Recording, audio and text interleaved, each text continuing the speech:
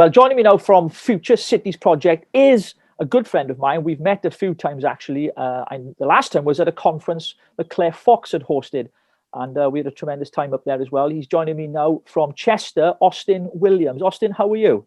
Not too bad, Richard. Lovely to talk to you. Lovely to talk to you. Nice to see the background you have there. Yeah, well, internationalist. Well, we were hoping to get elected, if you remember, as Brexit Party candidates to this place in London on the green benches, but it didn't happen. But we played our part, Austin, didn't we? Absolutely, you did. Well, you did a grand job, I have to say. Sterling work, and you continue to do so, as I've noticed. So thank you very much. Good work. Austin, I think it'd be good to start with. Tell us a little bit about what you do with Future Cities Project. It'd be good to get a little grasp on what it is you actually do. Yeah, well, it's kind of many and varied. Future Cities Project is kind of like a think tank, I suppose, but we don't really lobby government. We just try to encourage more engagement in ideas around the discussions about cities, about transport, about kind of how we live. So there's an environmental conversation, critical engagement with environmentalism, as well as, and try to understand what it is that we could be proposing for the future in terms of our urban centres. It also, takes a look more broadly at China, building cities, as opposed to the West, which isn't building anything in particular at all. So we want to try to understand what the dynamics are, really.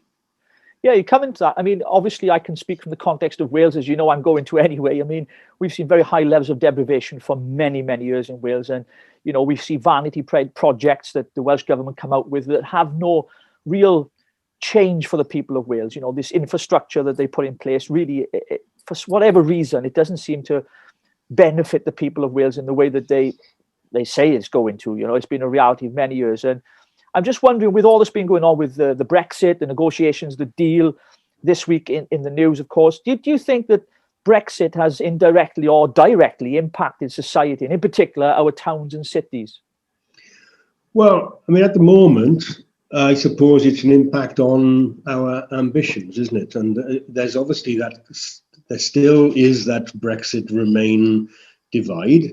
And there are some people who are looking to the past with Remain, and some people are looking to the future with Brexit. And I think that positive ambition of what society could be like, which was reflected through the Brexit vote, changing what we have because we're not satisfied with it and wanting more, which I think is a really great ambition for the future. That means that we can now start to challenge what we have. I mean, in the past, it was very much we were living in deprivation in Wales, but also in the northeast of England and many, many other areas. And we were waiting for government handouts or European handouts or whatever we want to call it. And that kind of passivity was really shaken up by Brexit. And I think if we can kind of bottle that attitude and really kind of give it a little bit more expression, then that can have a tremendous impact on demands for what kind of cities, towns, villages, transport infrastructure that we could really start developing. That's what I think is good about Brexit. It's not so much a tangible thing, particularly. It's about an ambition which could give rise to more tangible gains. Well, I think what happened with Boris really, it really bolstered his majority, of course, through the Brexit campaign, not just to talk about getting Brexit done, but in particular, levelling up, building back better, all those key words and slogans. And I think at the start of his premiership, he started really well. He was saying all the right stuff. And we were all, yes, finally, not only will we get Brexit done, which our country voted for, but more importantly, the language about infrastructure and building and levelling up. It was so positive. But then all of a sudden, we turned the corner from February, hit in March, and the China virus went mental, as I call it as well. And all of a sudden, Boris Johnson is now faced with this pandemic that is out of control. We don't have a vaccination for, with multiple layers of different lockdowns in different parts of the country, which has been pure madness, if you ask me. I mean, surely, do you think now that Boris has had the wind taken out of his sails because of this pandemic, and the whole idea of build back better, levelling up, has been hit with a real big punch? Well, if we rely on Boris to determine what we think and believe and see him as a reflection of all our ambitions, then yes, but obviously he's just a man. And in some ways, he's showed himself to be not up to the task, to be perfectly frank with you. So there's one thing. One is that, as I was saying earlier, that I think that Brexit could have been and still should be the kind of new lease of life for a better world. In some ways, the coronavirus is the kiss of death. So there's this kind of, it's a conflation of these two things coming at once, which has obviously completely scuppered kind of the ambitions that would have been put forward for 2020, 21 and beyond that Boris had in mind. So there's definitely something global which has affected anybody, Boris or whoever would have been in place to kind of put this into action. But at the same time, there's definitely been a cowardice by central government, Westminster government, that is. Mark Drakeford, I don't know whether we should mention that name, but obviously he also has kind of seen shutting down rather than opening up as a kind of a way forward. So all of these things have reinvigorated a different divide from Brexit Remain. There are now different attitudes here about what it is that the society requires in philosophical, political, and economic terms, as well as just kind of social and health terms. I'm just wondering if the argument of remain and leave, really, there's residue left in our politics still. We see it here in Wales, and of course we see it on the national scale as well. I'm just wondering if we've moved on from that with this whole pandemic now, and seeing how devolved administrations have been handled, as you've just pointed out there, Austin. I wonder if it's becoming more apparent to people that there's a real split within our union, within our United Kingdom. You know, seeing Mark Drakeford, or the Emperor down at Cardiff Bay, as I like to call him, with these draconian measures on the people of Wales, making decisions that are going to obviously affect small, medium-sized businesses and, more importantly, workers and those self-employed, without a package of support. The Westminster Treasury, UK Treasury, said, look, we've not agreed on any support for this lockdown you've gone into. You've done it by yourself, and but yet the Welsh government make decisions. Then when they want Westminster to pay for it, and there's been this huge debate here in Wales over what has become really an obvious thing for people to see, that there is a problem with devolution. It doesn't seem to be working in the way that maybe people thought it would. Yeah, and I think that I completely agree with what you say there. And even though there's an increased tendency, you see, Boris seems to be kind of proposing that not having a national lockdown seems to be his only objective, because Keir Starmer and the Labour Party want one. So by implementing as harsh measures as you want, as long as you don't say national lockdown, you could portray yourself as a liberal, kind of irony upon irony. But by doing that, you're also then giving what could be seen to be giving authority to local regions, increasing local democracy. So that could be seen as a positive thing. However, you then find that you are giving vent to local dictatorships, petty politicking, these little Hitlers who have now been kind of cropping up all over the place, from Manchester through to Wales, as we've said, and Scotland, obviously. There's an empowerment which has taken place, which is not the same as taking control, but rather demanding aid. It's almost like, we want to say whatever we want to say, but you have to pay for it. So there's no kind of autonomy. There's no agency. There's none of that. This is very much a kind of a passive demand mechanism of relying on central government and an eternal money tree, which is running out. God knows where that money is going to come from, and the next generation are going to suffer badly for this. Yeah, I think the words of the Iron Lady herself on socialism was, socialism is okay when you're spending somebody else's money, but what happens when you run out of it? That's the problem, isn't it? Now, I know you were a great fan of Thatcher, and she's not loved by many people in Wales, but it's a kind of a socialist agenda, isn't it? We want to do all these things, but we need someone to pay for it, and we'll take handouts where we can. I mean, do you think that's what's happening here, especially in the context of Wales? I don't see anything socialist in locking people in their houses. I mean, if you want to parody that as Stalinist, I'm more than happy to go with you, right? But there's nothing socialist about it. I mean, I'm an old lefty, right? But I never had much truck with the Labour Party, still don't. And I see myself independent of party kind of petty politicking.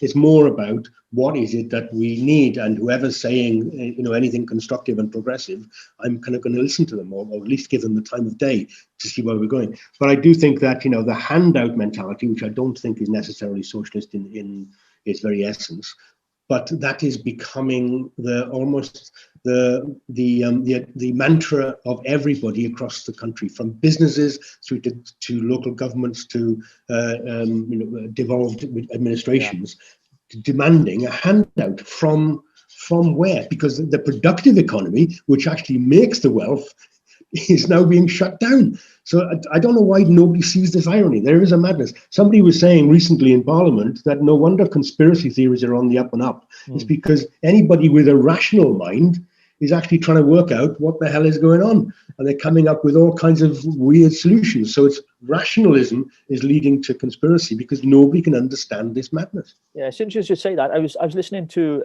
the Chancellor this week, the new scheme he's bringing in to support businesses and self-employed. And you go back to March when the furlough scheme was brought in as well. There was such generous packages. And I remember at the start of it, Austin, thinking to myself, there's no way this can continue. As you say, there's no money tree. We're billions and billions of pounds of borrowing that we've already acquired, and it's going to get more and more, as we know. I mean, how are we going to support this? Inevitably, there's going to be a point where we say enough is enough. And I think the balance between opening up the economy and the health of those who are vulnerable and elderly, there's a balance to be had. But I think I'm trying to answer the question really. What's the end game here? Where's it all going? Because eventually, we're going to have to pull the plug on the whole thing, stop giving handouts, lift the lockdown, and everyone go back to some kind of, because I refuse to accept the new normal, where we have to wear masks all the time, we have to do all this stuff, because I'll tell you quite frankly, I believe that I had the virus back in December, and I believe I've built up immunity to it. That's just my opinion. It doesn't mean I act foolishly and I don't, follow the law and stuff. Of course I do. But what is the end game here? Are we just waiting, hanging on for a vaccination? Is that the answer? Well, there is no end game. And in certain respects, the virus gives legitimacy or gives purpose to government. I mean, so the continuation of the virus actually gives them a certain kind of cachet in bringing out legislation or bringing out. But going back to your original point, isn't that a conspiracy theory? You see, Austin, you know what I mean? No. I mean, there's real things that happen. I don't mean that's a conscious policy. Yeah. I mean, it's a completely defensive, unconscious policy because they have nothing else to offer, right? So you have to kind of keep this thing going, right? There is a certain there's a certain truth to that, I think. Look, in terms of having the virus, I'm hearing more and more and more of people who are saying I was really sick in October last year and all the rest of it, and it sounded like coronavirus. Who knows? I mean, I don't doubt that there will be weird and wonderful revelations coming out of this when we finally have our inquiry. But I can't necessarily comment on that. But in terms of the end point, there is no end point because they've built up such defensiveness and doubt within society that even when a virus comes out, there will be people who will say this doesn't work, or we have to give it longer to kind of bed in, or whatever it might be. This could go on and on and on. And this is the point I was trying to make. It's not so much that it's a conscious conspiracy. It's more the fact that without the legitimization of the virus, then the austerity and the cutbacks and the devastation, which is going to be called, will be very, very stark. If you can legitimate it on the back of public health, and therefore you have to pay more, etc., then at least they will have some excuse. That's a good point. I think the impact that it's had on some of our communities, not just with the way that the NHS has been impacted. I mean, I was sent a photo this morning, actually, someone sent to me, of empty ICU units in hospitals with hardly any patients whatsoever. And then, we've been told on the other hand that the NHS is going to be impacted massively. I mean, sometimes it's hard to know who to believe. And I think politicians are making decisions, sometimes scientifically, they're supposed to be led by the science. But then I see what Mark Drake has done down here in Cardiff. And sometimes I wonder if he listens to the science at all. And then there's other times where I think he's listening to it too much. It must be difficult for any government to handle a pandemic that they didn't ask for, they didn't expect, and they have no vaccination for. But the end game of this, which we don't know what it is, I wonder what can we realistically look at doing to revive some of our communities? Because let's be quite frank, here in Wales in particular, and in the north of England, the levels of deprivation and poverty have been very, very high for a number of years. Let's forget who was in power and why for a moment. How would any government revive some of our most deprived communities? Where should they start? What should be the first thing they should do? Well, in some respects, they should butt out rather than intervene. I appreciate that there is, money is always handy, but I don't think that's the be all and end all of a community revival. In some ways, it's a negation of a community. It's an addition of the aid budget, which is a passive recipient, and you only become a community because you are engaged in collective acceptance of that aid. So for communities to actually have any meaning, they ought to have autonomy, and they ought to be able to make their own decisions. And it's kind of, in some ways, a reinvention of that kind of local democratic ideal, which is people coming together to make decisions. So, I mean, I'm in favour of you and your abolish kind of ambitions to get rid of the Senedd. That doesn't mean I want to get rid of all local democratic engagement within Wales. It does mean I want to get rid of this kind of massive industry of bureaucracy, of payments going nowhere, of talking shops doing nothing, but I'm getting back to what real democratic engagement might mean. And that actually probably means a more hands-off approach than a hands-on one. So I don't have the answers, obviously, but I'm just saying that. No, well, I mean, you're just in Chester there, not too far from Manchester, is it? I mean, my geography is not that great outside of Wales, but I was just thinking there, Andy Burnham had a case, he was saying, look, we want more money. Some called it an ego trip. I have my own opinion on that. And I think he was looking for smaller government, more money to deal with it on a local level. But I still don't see how that's the answer. I think a one nation approach, one United Kingdom, one approach. I get the fact that there's hot spots in different parts of the region, but given the way that devolved administrations have worked here in Wales, and I have seen for 2 decades the way that they have failed the people of Wales, it's become an issue for me, whereas I've always believed in local government, and hands off from central government. Coming out of the EU was part of that. We don't want to be sending money to an institution and them dictating to us what we do. So I'm on a journey myself with this, because I've seen what it's done to the people in Wales. And that's why I struggle with what you're saying. In principle, I've always agreed with it, but I don't see it working here in Wales, Austin. Well, I mean, as we say, maybe we should try it and find out, and we will learn some very valuable lessons. But I'm more. It's like the pandemic. I'm a great believer in Sweden trying its own way of dealing with it, and Britain and America and goodness knows who trying different things, because only by trying different things will we work out which is the right one. If we all do the same thing, we'll never, and it fails, then we're in trouble. So I think that there's lots of experimentation, which we should adapt that mentality. That rather than being risk averse, we should be a little bit more experimental in all that we do, in our government as well as our, the way that we handle the economy and all the rest of it. But I also, coming back to what you say, I think that there's a sense of purpose which has been lost over many, many years, as it happens, about what it is that Britain represents. The idea of the UK, more broadly than just Wales. And I think that, putting an agenda about taking back control, to use that terrible phrase, or sovereignty, or the idea that we actually formulate policy and we have a stake in it, right? To do that, you have to have a certain sense of purpose. Brexit released that, right? And that's what I'm trying to say. Brexit wasn't about giving people money in order to vote the right way. As a matter of fact, Wales, which gets the most EU money, voted against it, right? That shows a real, attitude. That shows a real purpose of wanting to change and actually have a much more engaged role in the way that society develops. If you can create a certain sense of dynamic within society of what people really want, which is what local democracy, central democracy, devolved administration should be about, then I think we can start to reinvigorate a certain sense of engagement. That's what I'm saying.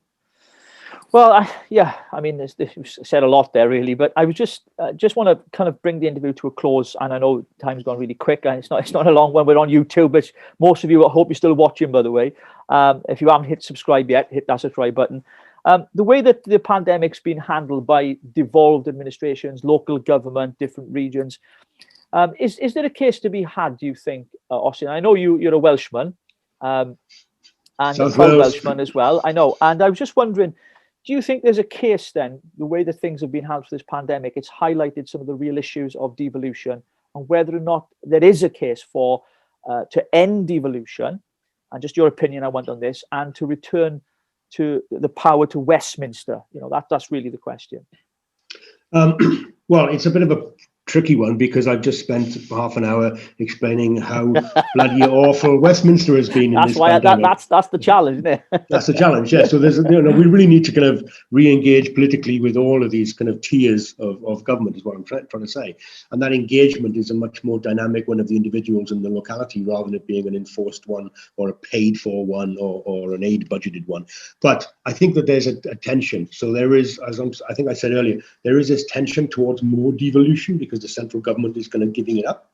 There's a tendency for more power to the devolved regions, precisely because they're showing up the central government for their inadequacies and demanding much more of a role for themselves to reflect on the local areas. So there's that area.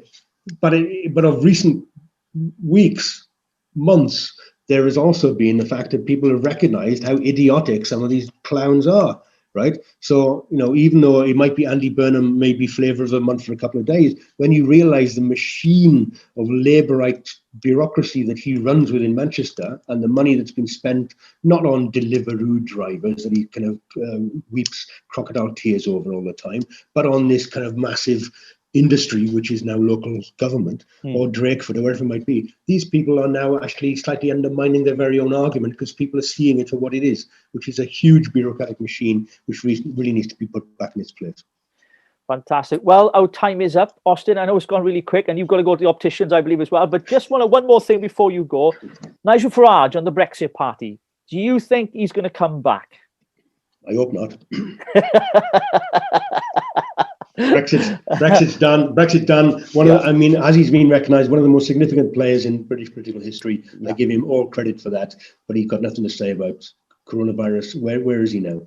So, no offence, Nigel, but you played your role magnificently, but now it's time to hand it over to other players. Yeah, it's the same here in Wales. The Brexit Party has served its mandate. They've dissolved now here. As you know, the group is no more. Mark Reckless, I had him on the show earlier this week, or last week, I should say. And, it seems as if the mandate's been fulfilled. And I think Nigel has played a huge, significant role in the political landscape of our country.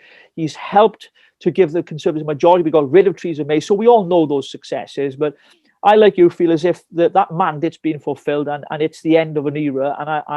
And I'm grateful for the experiences we had. I got to meet you as well, Austin, because of the whole Brexit Party. And thanks for coming on today. I really appreciate it. And just sharing some of your thoughts on some of the issues we talk about post-Brexit, our cities, our communities, and how do we revive it, and local government. There's a lot of stuff in there. So I want to say thank you very much for tuning in today, folks. And I hope you enjoyed. You can check Austin out on social media.